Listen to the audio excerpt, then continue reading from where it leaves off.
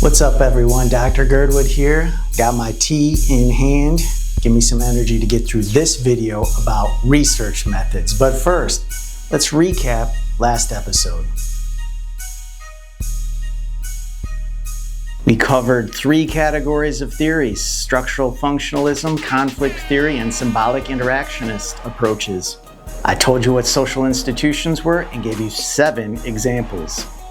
Okay, so what do I keep telling you every single episode? Sociologists are scientists, we're doctors. And doctors do not just guess or state opinions. Can you imagine if you went into the doctor's office, your physician, and they just kind of guessed if you were sick or guessed if you had a disease?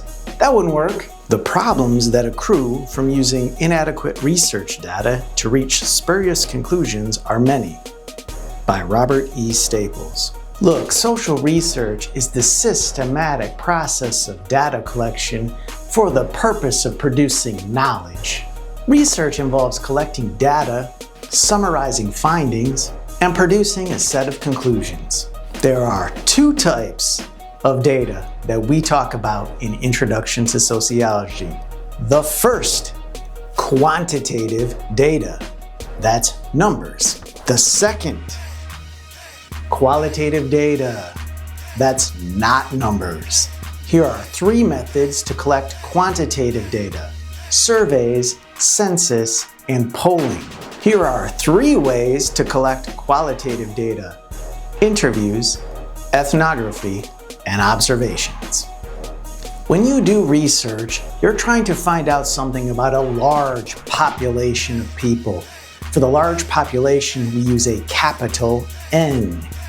But you can't always get to the large population to survey and interview everybody, so sometimes you need a smaller subset of the larger population. And we call that smaller subset the sample, and we use a small lowercase n to represent the sample.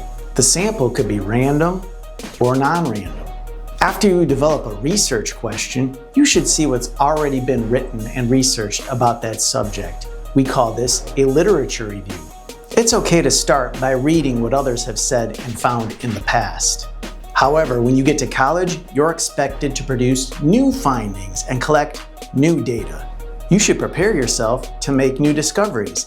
This is research. Ask yourself, what is something you would like to research, and how will your research make an impact? Second, connect that research topic to your future career. Write it down. Now it's time to get inspired. Think of another class you're taking this semester that involves research. Write down one way that research helps you learn in that class. Write it down. Write down one way that research appears in that class. Write it down. Now let's plan out your future. Pretend that you're at a job interview and you get asked a question where you're supposed to respond and explain how you've conducted and understood research in the past. How would you answer? Write it down. Now let's wind it back and review what you learned in this episode. 2 types of data: quantitative, numbers; qualitative, not numbers.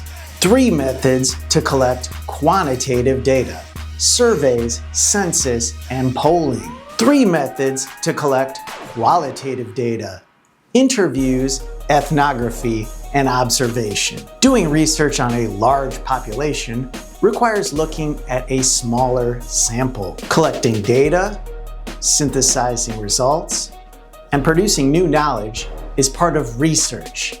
Thank you for watching Season 1 of Sociology Lives in Flint. We'll see you next time.